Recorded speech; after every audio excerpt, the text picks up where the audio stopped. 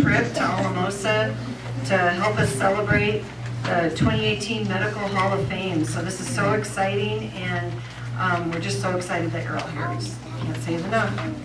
This is the third annual Medical Hall of Fame. This year's class for the Medical Hall of Fame for the San Luis Valley for 2018 certainly does not disappoint. The individuals who make up this class of 2 nurses, 1 pharmacist, and 4 doctors is an important example of what makes the San Luis Valley unique and what it makes it is today. We thank them for their contributions. My name is Donna Weehee. I'm the Director for Communications here at San Luis Valley Health. And again, welcome to this wonderful celebration. The pillars of our community that these people represent deserve this special recognition. They've dedicated the majority of their careers to healthcare services and to the citizens of the San Luis Valley. So without further ado, we're going to go ahead and get started. I'll be the Master of Ceremonies tonight and just introducing each of the people from the committees who have researched, and will be introducing the inductees. And then the inductees will be asked to come forward and receive their award to recognize this accomplishment. The criteria for being selected is that they have finished their careers, that they have served over 20 years of healthcare service in the San Luis Valley, and they've contributed to making, in an exemplary way, the service in healthcare and Valley a better place. I want to thank the committee for all their work in putting this together. Lois Booth, Julie Geiser, Kelly Garule, Grant Hurley, Robert Kelly, Barbara Mondragon, Ted Morrison, Jim Robbins, Jackie Scheidegger, and Janet Whitmer. I want to thank the San Luis Valley Health Nutrition Services and San Luis Valley Health for the awards and the refreshments. And Zach Masterson for helping with all of our technical situations, including making the programs, which are wonderful. So with that, I'd like to start with introducing Kelly Garule, who's going to present Danny Burns. Thank you, Donna. This is our 3rd year, and last year we had 27 people, so I'm a little overwhelmed about giving a speech, but I am very, very honored to introduce tonight's first recipient, Danny Burns. Danny Burns was born in Oklahoma and moved around a lot as a child. He lived on the Blankenship Ranch for several years before moving to Monta Vista from 4th to 8th grade. He then moved to Virginia, where he graduated high school. He attended and graduated from Southwestern Oklahoma in May of 1973 as a registered pharmacist. He moved back to Monta Vista in December of 1972. He did his internship at Paradise Pharmacy, Centennial Pharmacy in Monta Vista. He also worked at the Medicine Chest in Alamosa. He married the love of his life, Carla Miner, July 13th, 1974. Around the same time, Canyon Drug in Monta Vista was for sale. He ran the pharmacy for 7 years. On March 10th, 1978, Danny and Carla were blessed with the birth of their first daughter, Stacy, followed by their second daughter, Tamara, in November 16, 1982. In 1980, he purchased Bethel Pharmacy on the corner of Adams and Main, Monta Vista. This became Burns Pharmacy until 2002. During this time, he worked with many local nursing homes and was a pharmacist for VA patients at the Colorado Veterans Center in Home Lake in Monta Vista. There he went to part-time. He said 8 days a month. I know Danny, he worked a lot more than 8 days a month. Until he retired in 2005. Besides being a pharmacist, Danny had been very active in the community. He was the president of the operating board at the Monta Vista Hospital. He was on the operating board at SLB RMC, which is now known as San Luis Valley Health, from March 2005 through December 2008. At the same time, he was very active on the San Luis Valley Health Foundation Board from 2004 to 2008. He has been a committee member of the Sky High Stampede for over 40 years. He was very instrumental in the Stampede Committee supporting the opening of the Stephanie O. Miner Women's Imaging Center at San Luis Valley Health in 2004. And he continues his passion through the Tough Enough to Wear Pink each year. Since Danny's been on the Stampede Committee and since we've actually been doing Tough Enough to Wear Pink, Stampede, with Danny's help, has raised over $80,000 for the Stephanie L. Miner Women's Imaging Center. Danny continues to support the healthcare needs of the Valley each year with the Stephanie L. Miner Walk and Run, and I bet you he cannot tell you the number of potatoes that he has served. Danny and Carla still call Monta Vista home to this day.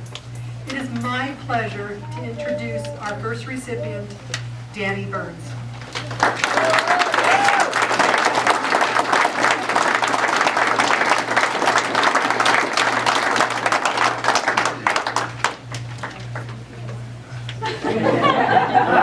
I told him he had to do a big old long speech, so let's see what he does.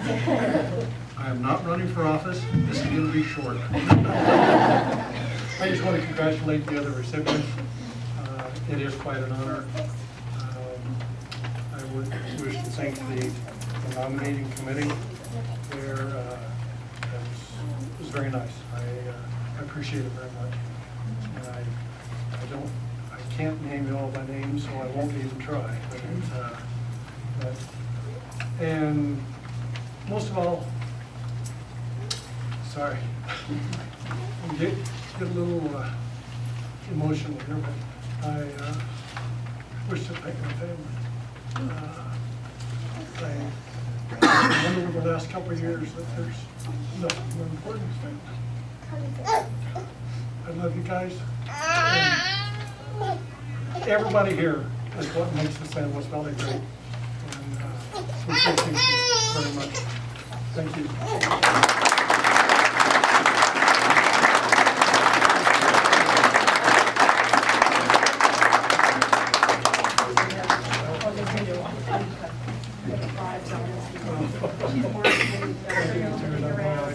No, that's a good part.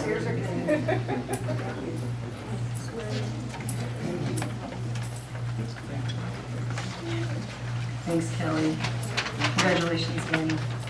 Our next presenter is Kim Whitkey.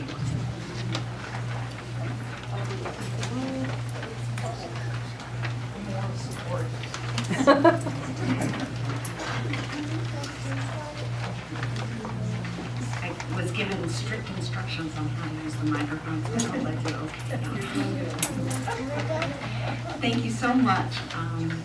I am incredibly blessed that I get to make this presentation tonight to a man who has touched my life in more ways than I can count. I'd like to start off with a quote. Never doubt that a small group of people can change the world. Indeed, it is the only thing that ever has, by Margaret Mead.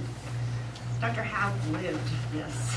It was in his, down to the very DNA. He has changed things, changed the world, and made it a better place. He started a ripple, and the ripple has continued on and has touched numerous people, numerous generations, and will continue to touch numerous generations.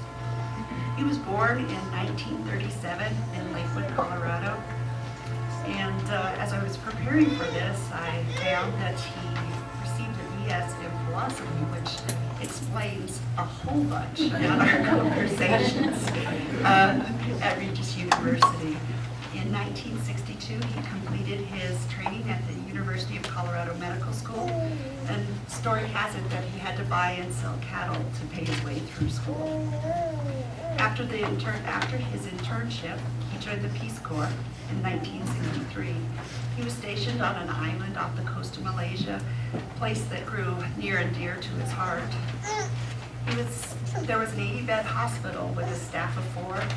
He performed, as Janet says, more tasks than a Swiss Army knife. At times, he was the lone physician treating several thousands of people, including inmates, mental patients, and anyone who could find their way to him. He was very resourceful and learned dentistry, provided legal assistance, performed autopsies, and raised funds. Enlisted in the Army after his Peace Corps stint, he was sent back to Malaysia and South Vietnam, which made sense.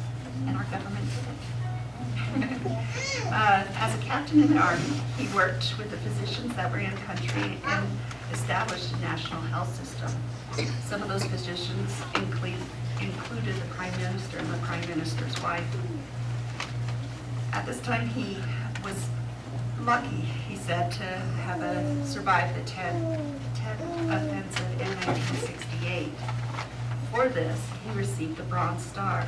And I'd like to just read to you what is printed on his award. Through his untiring efforts and professional ability, he consistently obtained outstanding results. He was quick to grasp the implications of new problems with which he faced as a result of the ever-changing situations inherent in a counterinsurgency operation, and to find ways and means to solve these problems. The energetic application of his extensive knowledge has materially contributed to the efforts of the United States mission to the Republic of Vietnam to assist that country in ridding itself of the communist threat to its freedom. His performance of duty was in keeping with the highest traditions of the United States Army and reflects great credit upon himself and the military service. Yes, that was our Dr. Haug. In 1969, he returned to the States as a civilian. He went to the University of Oklahoma Health Science Center and finished his residency. He was one of the first classes to be board certified as a family physician. He did join the service, joined the faculty, and served as an acting program director. It was during this time that he met his lovely wife, Rebecca Sue Sutterfield, who was nursing director. In 1980, they were married. In 1982, Dr. Haug returned to Del Norte and returned to Colorado in Del Norte and brought his beautiful bride. He's converted her to a country gal. He joined forces at St. Joseph Hospital, which had provided care since 1907. Unfortunately, in 1993, it had to close its doors. And this is where Dr. Haug, I think, becomes a chef of sorts. Do you remember the story of Stone Soup? That's our Dr. Haug. He got the idea that the community could raise it. He knew that we could do it. And so he organized the community and brought and flavored the soup. And we were able, in 1 year, they raised enough money to reopen the hospital doors in 1996. To Dr. Haug, this was just kind of a temporary fix. He felt like he needed a deeper, tastier soup, and he continued to work to try to find something that would be everlasting.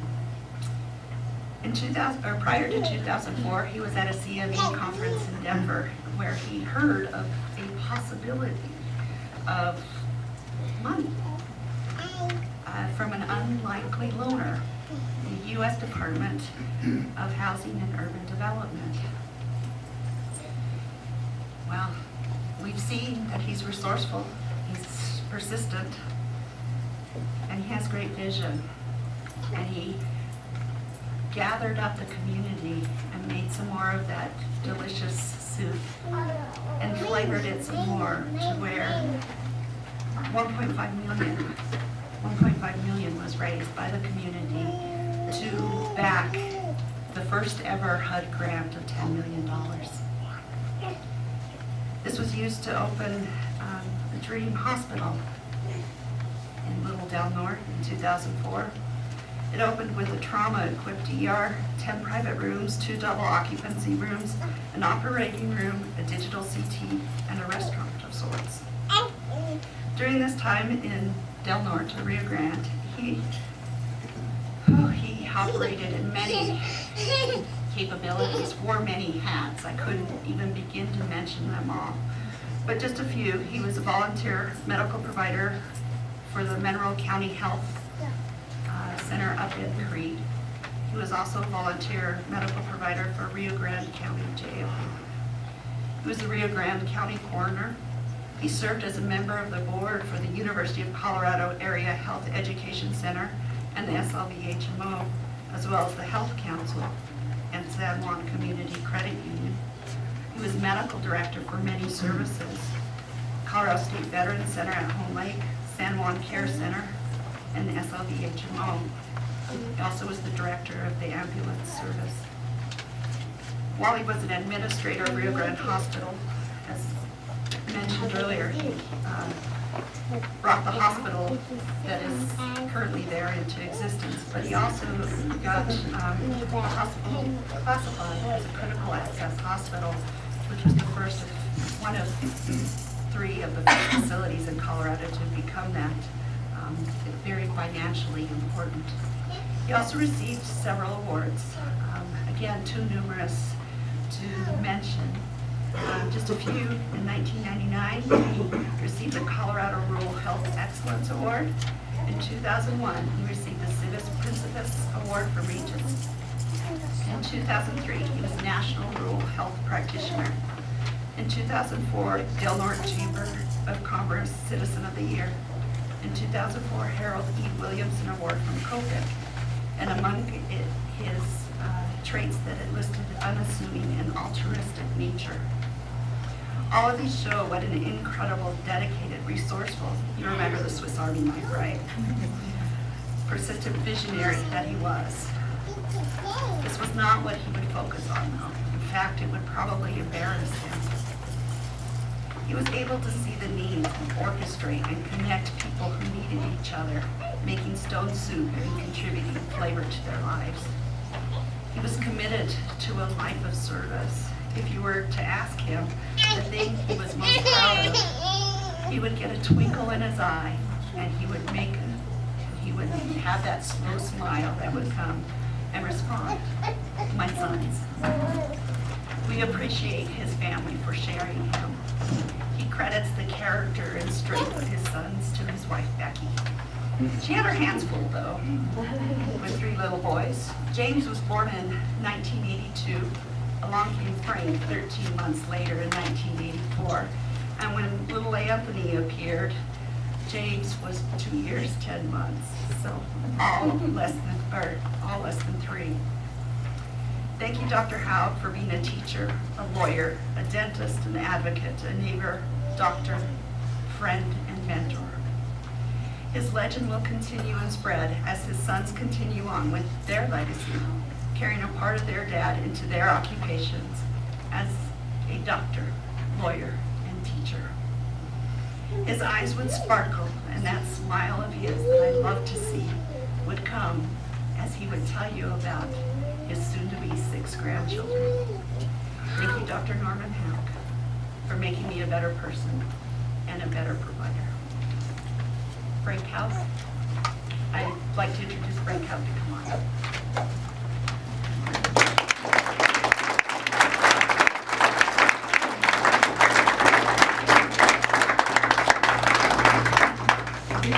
Frank, sorry, thank you guys.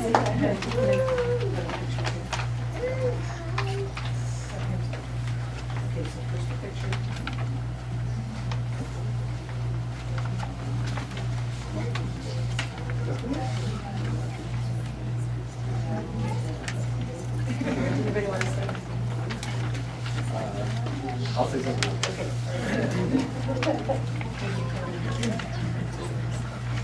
I just was going to say it's great being back in the San Luis Valley. We grew up here and we've been away for a while, but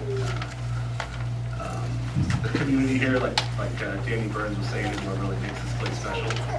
It's so nice to see so many people that we grew up around, and that's nice for us. And thank you so much for recognizing our dad. He cared a lot about this place, and it's nice to let him have that recognition. So, thank you, guys.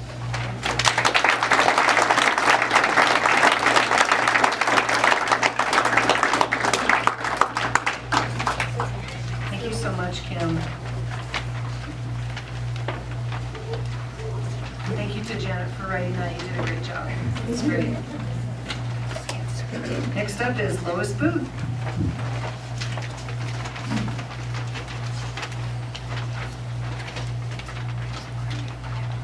Isn't this exciting? I tell you what, it's so wonderful to see all of you. and to know that I'm old enough that I know all of the recipients too, and how much, I told Danny Burns, I said, he bailed me out many times getting massive amounts of medications for some of our hospice patients, and he was the only one that, as a pharmacist, that did it. And I think of each and every one that has touched my life as well. So what fun, and to see all of you turn out. You are just so great. So how does one encapsulate in a few paragraphs, a life that has been so rich with so many contributions to so many communities, and now being honored because of those contributions in our San Luis Valley? Ann Headley Holmes was born in the small community of Los Alces, if any of you know where it is, and in 1937. She grew up on the beautiful Headley Ranch. She went to a small country school for 8 years and then went on to attend Alamosa High School, graduating in 1955, and then attended Adams State College for 3 years, majoring in elementary education, which I'm quite sure headed in another direction, but I'm sure it helped you along the way. Early marriage years were spent in Michigan raising her 4 daughters, participating in all the growing up activities that it takes to get them off to school, knowing that her own dreams would have to be put on hold for a while. As a room mother, school board member, PTA president, Little League board member, and volunteer probation officer, they all helped prepare her for a wide variety of nursing skills that she would be involved in upon graduating from Henry Ford Community College in Dearborn, Michigan, with an associate RN degree. She worked at the Henry Ford Hospital in Detroit in the med-surg unit as the substance abuse inpatient rehab until the fall of 1980. And then she decided to come back to the Alamosa area because her parents were in failing health. She started in 1980, and she found out how busy and shorthanded the facility was. The pharmacy was closed at 5 o'clock, so IVs had to be mixed by the nurses, as well as caring for floor patients. And I remember well, beds in the hall, shuffling beds around the hospital, trying to make sure everybody had a place to sleep. She also worked with public health while working for the hospital for 10 years, spent 2 years with the Alamosa County Nursing Service, and during that time she also oversaw her own parents' care. Her parents, Lester and Irene Headley, had taught her throughout her life the importance of serving others, as they had spent many hours volunteering in various capacities. In 1991, she became Director of Nursing at the Colorado State Veterans Hospital. The position was the love of my career, says Ann. There she had the privilege of working with Dr. Haug and valued his teachings.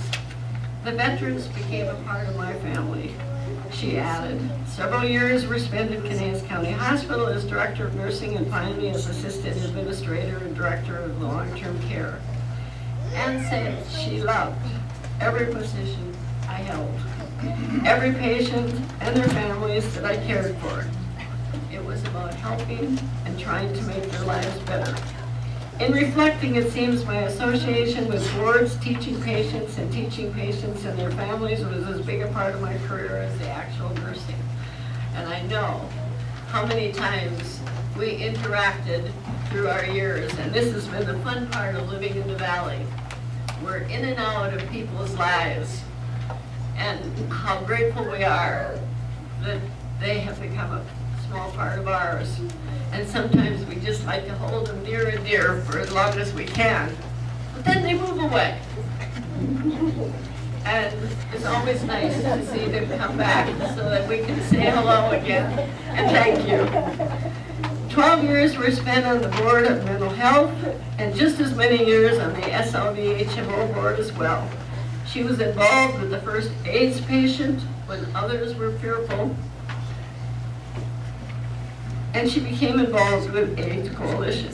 She was vice chairman of the Canales County Hospital Board for many years and served on the SLV Hospital Board, working through many concerns, saving the small hospital. She was involved with several ethics committees, the Canales Hospital Auxiliary, as well as working with compliance issues, infection control, and volunteering with hospice. Even though retirement has its benefits, she said, I miss it all. The Valley is richer, having had her many years of service. She's married to Fred Holmes, a retired farmer from Santa Casia.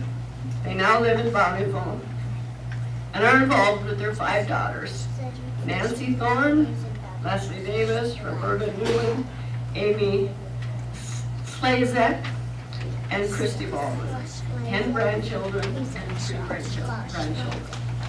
And we're so grateful, Anne, for all the wonderful work that you have done in the Valley as well. And it has been such an honor to visit through all your many years and all your articles, putting all this down on paper. And like I said, how do we encapsulate a full life in so many paragraphs? But we thank you. Ann Holmes, please come.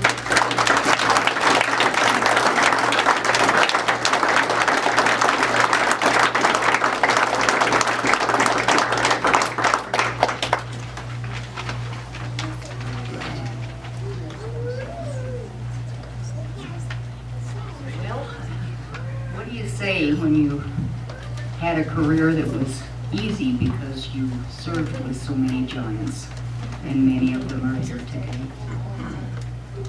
I don't want to forget to thank the committee for the choice that they made of all of us. Lois was wonderful working with me on the article or whatever it was. But I feel so privileged to have lived long enough to see those of you that are honored tonight. I guess I'll start with Dr. Wagner. He was behind me in high school. And I thought, how did that young man grow up to be my fine ophthalmologist? Carolyn and I didn't work in the same venue, but I knew her and respected her greatly. Danny Burns saved our lives night and day at the Colorado State Veterans Center. I love him dearly. Dr. Haug, there aren't words that could describe what I think of that man, what I hold in my heart. I still serve on the board of, I guess it's Friday Health now, and was San Luis Valley HMO, and I look at his empty seat and wish that he was there to fill it with food. My heart aches that we don't have him anymore. Becky would call me every once in a while at the vet center, and she'd say, Ann, could you check with the veterans if Norman is going to get paid? She said he doesn't worry about those things, but I have to be concerned. And so I would call the vets, and that would do it. Dr. Riddell, I can't express how much he's meant to our family. He was my dad's physician. He took care of me when I was caring for my mom, made sure that I had an opening at a local nursing home if I ever needed it to place her, and he just was the finest man. My dad respected him so greatly. And a nice thing was that he talked me into having an art show of my parents' paintings. And that was really a fun time. There are 2 of my daughters here tonight, and a son-in-law, my husband Fred, my great-granddaughter Nicole, and her husband East, their children James and Luke. My cousin, Dr. Charles Vale from Littleton, surprised the heck out of me tonight and walked in. So I have 2 other daughters that aren't here, but I just thank you all for the privilege of serving the patients of this fine valley, and I'll hold you all in my heart forever. Thank you.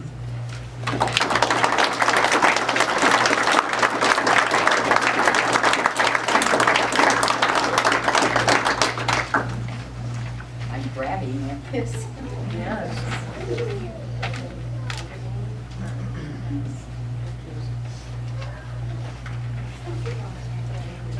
Let's see, this is, and this goes to.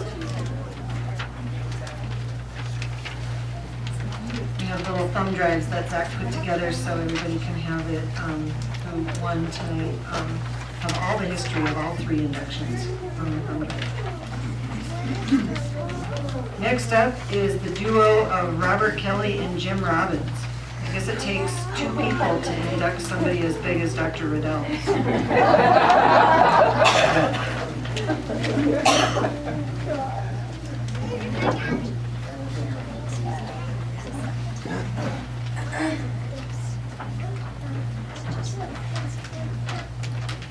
It's a privilege for me to introduce to you Jay Riddell. That's what I knew him as. Some of you knew him as Dr. Riddell. I'm going to read his full name one time. That's all you're going to get from him. James Wade Riddell, born in Leawood, Kansas, 12th of February, 1930. Went to local schools in several towns of Kansas. His father managed several businesses. They moved around. His dad managed a hardware store, grain elevator, lumber yard. Jay graduated from high school in Wellsville, Kansas, 1948. He had been working at a pharmacy, cleaning the pharmacy at night to make money to go to college. Went on in, registered at the University of Colorado, graduated in 4 years with his degree in pharmacy.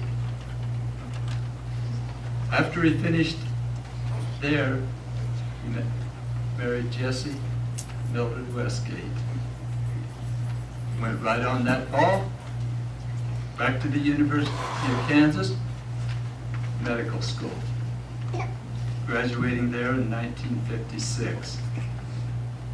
He went into the public health service, went up to Seattle, Washington, spent a year in rotating internship at Seattle Merchant Marine Hospital. Worked with the public health service up there. Later on, went down to New Mexico, worked on the Indian reservation for 2 years. Also did some training at the Loveless Clinic. About this time, when he was finishing his studies and career there in 1960, he had a friend, Dr. Sherman Nichols, who was finishing up at the same time. On the advice there of another doctor, recommended he go to Alamosa, Colorado. He'd never been here. Thought it might be a pretty good place, what he heard about it. They came up here together, built their first office, 315 Edison. Spent 3 years there, decided to build a little larger clinic out south of the hospital over here. The building is still there. It's a Y-shaped building. You've seen it before. Joining them there in the practice was Dr. Albert Duncan and Dr. William Riley. Jay practiced surgery. He did more than practice. He was a good surgeon. He studied a little bit more, went and got some extra training, learned how to do laparoscopic surgery. Performed the first laparoscopic surgeries here in the San Luis Valley. While here in the valley, they raised 3 children, Stephen, Carla, and Sam. Jay practiced medicine here until 1993. Him and his wife Jessie moved to Mesa, Arizona, and that's where they reside. We had a hard time getting Jay here. With some help of some friends, Jim Robbins is one good friend. Got him to come up. And at this time, I'd like to have Jim Robbins come up and present the award to Dr. Riddell.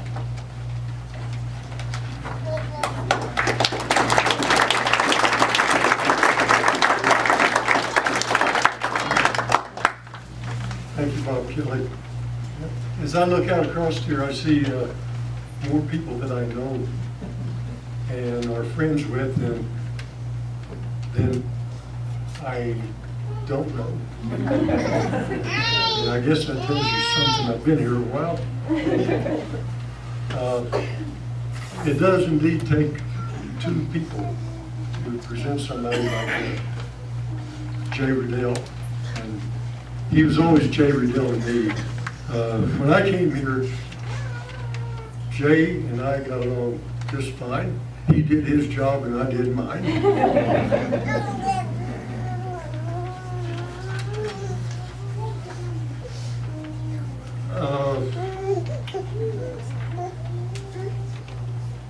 I'm proud and honored to share with you a few feelings and first-hand knowledge of an accomplished surgeon and friend. I won't take up much time. I think Dr. Kelly pretty well went over most of the very important points of Jay's past and his accomplishments here. But he was a very accomplished surgeon and he was a very good friend. I spent countless hours in the operating room doing hundreds of cases, both big and small, with Dr. Riddell. And I could give you hours of stories I'm gonna let you. of his skills and leadership qualities. However, in the interest of brevity, I will leave you with only two personal observations. Number one, and I've said this to him before, he had the hands of a concert pianist. He could tie knots, whistle, and tell jokes at the same time. With a mask on. It was amazing. I've never seen anybody with fingers like that. Number two, he had the caring persona and knowledge of a great human being. I thank him for allowing me to be part of his team. Friends, I present to you Dr. James Riddell.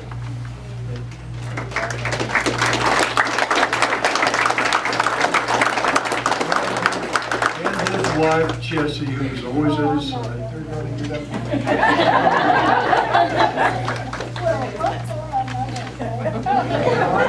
I think that she should have been a saint. She should be Saint Jessie. Yes. Please come forward. Please come forward and accept this award.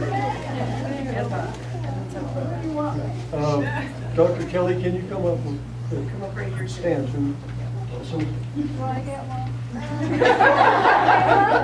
You get a special award. Dr. Kelly.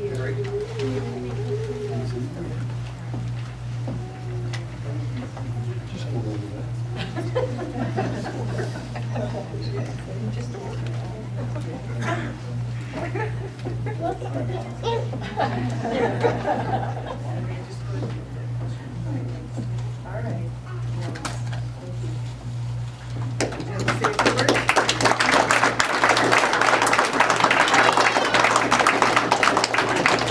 Joe Zansky back there. There you go.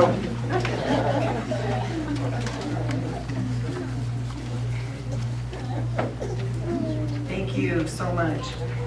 Glad you made the trip, Jay. Next up is Grant Hurley.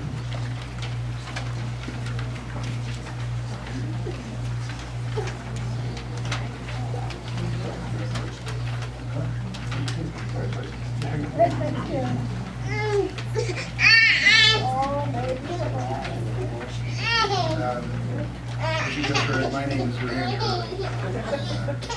I'm very, very pleased and honored to be here and to be the presenter, to be chosen to be the presenter for Dr. H. Thomas, who was a little bit before my time, but not so much before my time that I did not have the personal joy and experience of meeting, interacting, and even working in the operating room. So this indeed is an honor, and I have to tell you, to give you a little context, that honor is given me by Ted Morrison, who I want to come up and present to Dr. Thomas's family member, by virtue of Ted, who is a PA, Ted's 2.5 decades of working with Dr. Thomas. But with that, I will read the bios that have been provided and largely generated by Ted, who, say, worked side by side. But Dr. Thomas, Dr. H. Dale Thomas, was born in 1929 on January 18th of that year in Manassas. He graduated from Manassas High. He went to Adams State, wasn't able to finish before he left on a mission for several years with his church. The mission was in Swiss, Austria, and interestingly, it was when he first allowed back into Austria after World War II. After finishing the mission, he completed his education at Adams State and graduated in 1954 after marrying the love of his life, Bessie Elnora Jensen. He then, after marriage, went to medical school up at CU Medical School, graduated in 1958. Following his internship, he did his internship at the LDS Hospital in Salt Lake City in '59, returned to the Valley and began his practice, and he brought out Dr. Wittenberg's practice down in La Hera and continued to practice in La Hera for the remainder of his career. At that time, the hospital in La Hera did not exist, but he was instrumental several years later in getting the funding and initiating that hospital, which ultimately became a very, very busy and important health care entity of its own in the southern San Luis Valley. In addition to that hospital, there were satellite clinics in La Hera, Antonito, and San Luis. Dr. Thomas was able to get grandfathered in as a board-certified surgeon as well as a family physician. By the 70s, they were busy down there, and they were delivering 40 babies a month. He was delivering most of them, but I think Ted delivered 50 babies as well, and some other individuals. And over 4,000 babies delivered by him over the course of his career. In addition, he was doing 10 to 12 major cases a week down there, seeing 60 patients a day in the clinic, seeing additional patients at home after hours and in his office.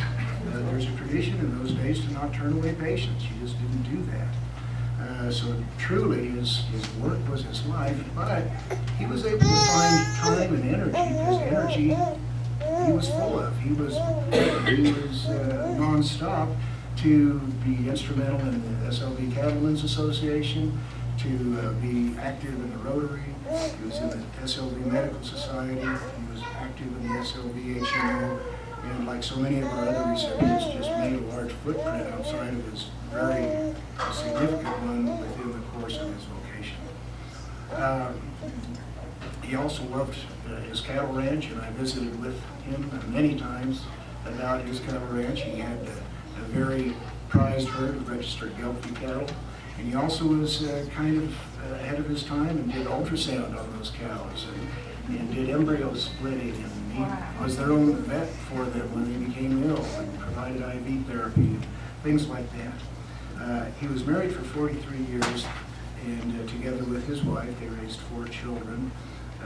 Delva Sowers, Terry Joe Rogers, Chris Ann Williams, and son Sean Thomas. They have 21 grandchildren and 29 great-grandchildren. Dr. Thomas passed away in August 15th, 1995, following heart surgery to repair a bad valve. And of course, it was a substantial loss for all of those of us who knew him, and for the many, many people that he impacted in his life in the southern part of the valley. At this point, I would like to ask Ted Morrison if he would to come up and do the presentation.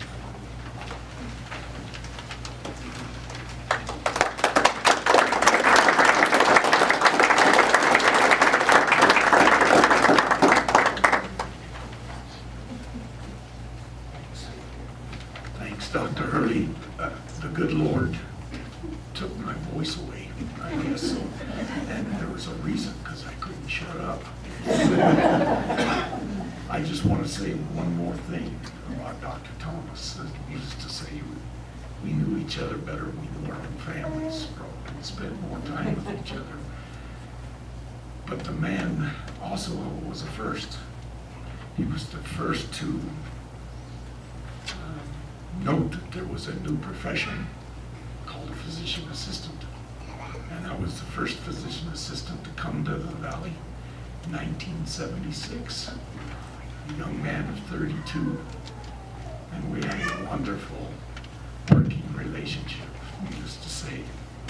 And I feel almost part of the family. They're a great family. They were always good to me. Anyway, I'd like a member of the family, or all of them, I don't care, come up and get the award. Thank you.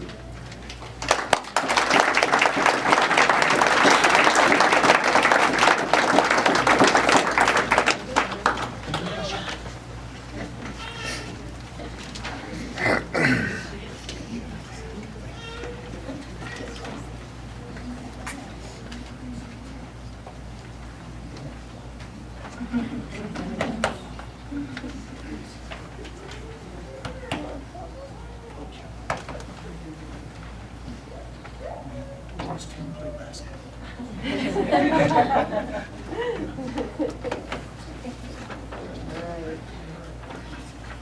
Picture here, you want to hand the trophy to one of them, hand the award to one of them.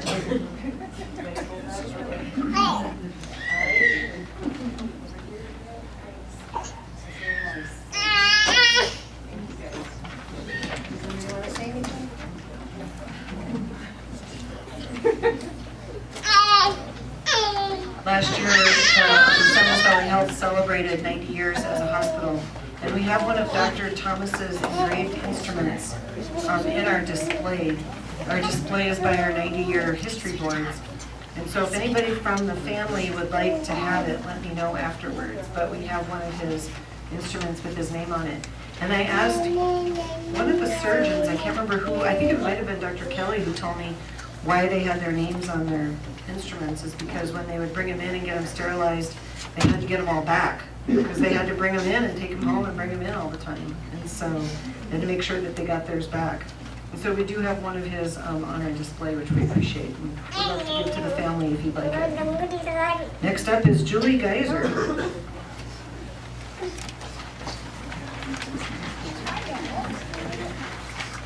Hey everybody, are you freezing in here? Oh yeah, there is a bit of a size. It is my sincere honor to talk about two friends that I've had for a very long time. That would be Karen. I'm going to start with Karen. I also want to say to the family, what a delight that all four kids could get here from far and wide, and to the Paul sisters. We really appreciate your making that effort. Karen Wagner was born in Marshfield, Wisconsin, to Reverend Gustav and Emma Krieger. She was one of 5 sisters and 1 brother. She attended nursing school in Mankato, Minnesota at the Bethany Lutheran College for 1 year, and then transferred to Mount Sinai Hospital Nursing School in Milwaukee, Wisconsin. She became a registered nurse in 1961. Karen spent 2 years working at Colorado General Hospital in Denver before moving to the San Luis Valley in 1972. She worked as an operating and nurse and recovery nurse at the Alamosa Hospital. In that role, she is remembered as providing tender, loving care to her patients and also to staff and students. She believed in having fun as she worked, but absolutely paid attention to detail as a medical professional. She made every day better with her ready smile. She retired from this position in 1998. Paul Wagner was the man she married on September 9, 1965 in Denver, Colorado. They were parents to Ricky, Ingrid, Mitch, and Gretchen. Paul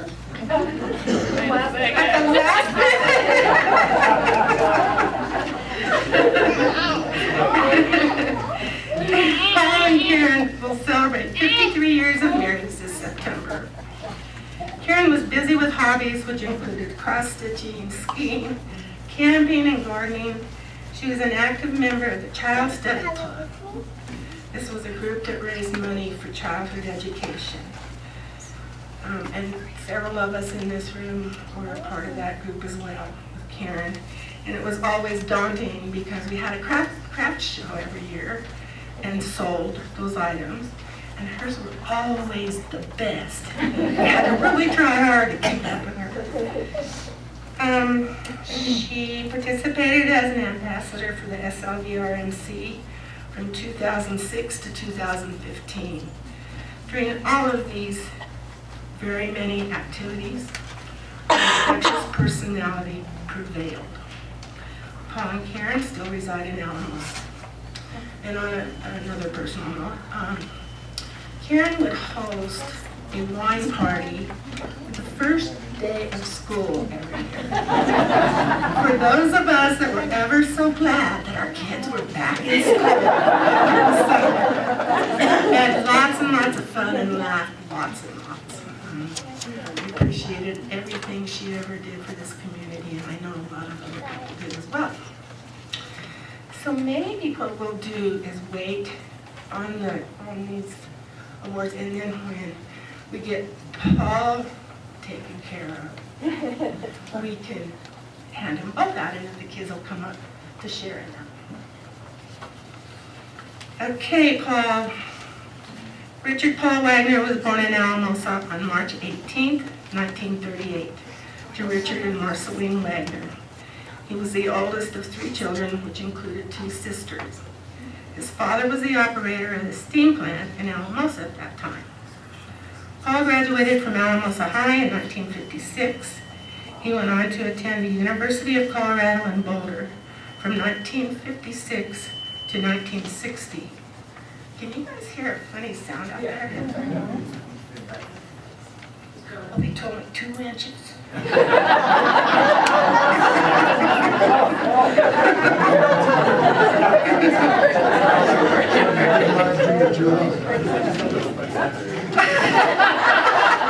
No, it wasn't Paul's hearing aid. He attended the School of Medicine from 1960 to 1964. At that time, he went to San Diego, where he interned at the U.S. Naval Hospital. His residency in ophthalmology was completed in 1972 in Oakland, California. Paul then became the head of ophthalmology at the U.S. Naval Hospital in Great Lakes, Illinois. Paul was certified by the American Board of Ophthalmology, and that occurred in 1972. He was I think the first ophthalmologist in Alamosa, and the only one for quite a while. So a lot of us know him from that point of view. He married the daughter of Lutheran pastor Karen Laura Krieger on September 9th in Denver. We've kind of gone through the kids and those details with Karen's. Paul was in the U.S. Navy from 1964 to 1972. During that time, he spent 1 year in Vietnam as a flight surgeon. He then joined the SLV Medical PC in September of 1972. He retired from that position in December of 1995. Dr. Wagner was the first physician to be appointed to the Board of Trustees with the Lutheran Hospital Association.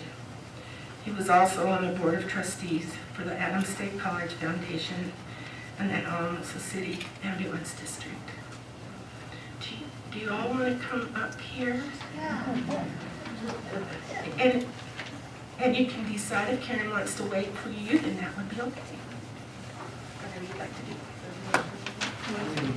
Well, that's right, I forgot. He wanted to have a big word. He wanted to have a word. Great.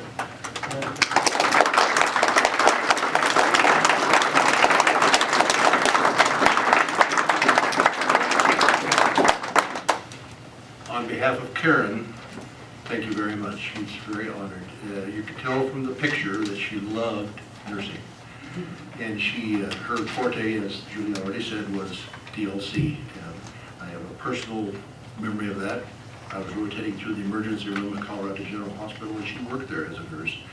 And it was a 24-hour rotation, and if there was a little lull in the activity, you try to find a gurney somewhere and get a little shut-eye. You could, which I did. But Karen, being the nurse, would come up with a pillow and a blanket and make sure you were very comfortable. And that was the beginning of 53 years of bliss, really. She loved nursing so much that she even loved it when she got called in at 3 o'clock in the morning to go for emergency surgery. And she came back all smiles. You can believe that. I don't know of a single doctor that ever did that. But anyway, thank you very much on behalf of Karen. The problem with being last on the menu, I guess I'm dessert. The trouble with being last on the schedule is you think, what in the hell am I doing here? Because there's some really, really fascinating testimonies or biographies that we've heard tonight.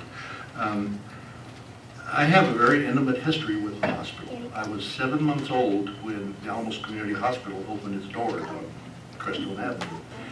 The 90-year part is the Lutheran Hospital Association is 90 years old this year, so the hospital will be 80 years old in October. I have a fairly intimate history with the hospital. My first surgery was when I was 5 years old, and then we lived across the street for my high school years, and longer than that from my sisters, which was entertaining, living right across the street from the hospital parking lot. You know, all kinds of bizarre things going there. But then I was gone for 16 years. The first 8 were in school, where I met Karen, that was the high point, and then the next 8 years were in the Navy, which is where when I married Karen, and we then had 3 7/9 children while I was in the Navy. Gretchen was born 2 months after we moved to Alamos in 1972. My connection with the hospital was being with the San Luis Valley Medical Professional Corporation, called VC, and being on the medical staff of the hospital. Then, because I was married to the daughter of a Lutheran pastor, I was asked to be on the Lutheran Hospital Association board, which was about 10 years till I had a heated argument with Eldon Reese over something, and I resigned, and I'm still resigned. Eldon Reese resigned at that same time, but he unresigned the next day. If you all know Eldon Reese, that's a very plausible story. And then one thing I did on the board was I did campaign to have the name change from the Alamos Community Hospital to the San Luis Valley Regional Medical Center, which I thought it definitely was by that time. And then since has become SME Health. I did some work with the ambulance district. There was a committee asked by the city and the county to study the ambulance situation. We came up with the idea of forming a district which required an election, a mill levy to be approved by the voters, and the board members of the hospital district, ambulance district, and that's what we wound up doing. And that is a unique situation because it's hand in hand with the hospital. The staff, the EMTs on the ambulance staff, if they're not on ambulance business, then they're working in the hospital. And it's a very unusual. We can thank Paul Herman, who was administrator at that time. He was on this committee and part of the board. He had a lot of experience in ambulance work, so that's how this all, and it's still an ongoing enterprise. So, then there have been building projects, as you can see, the most recent of which was the addition of the oncology unit and the complete redoing of the campus. And at this point, I congratulate the Lutheran Hospital Association Board, the SLV Health Foundation Board, the administration, the medical staff, the nursing staff, and all the supporting staff over all these years that have come up with, I think, is a very, very remarkable campus here in Alamos, which is, you know, the center of the bowl-shaped universe called the San Luis Valley, like a little railroad town. So, anyway, my congratulations to all those people for something that I'm astounded it could be here like this, having grown up here. So, but thank you very much, both for Karen and I. Thank you to the board. I appreciate the work they do in reviving the history of medicine in the San Luis Valley. I'm glad that it encompasses all the valley, not just here in Alamosa. So thank you very much.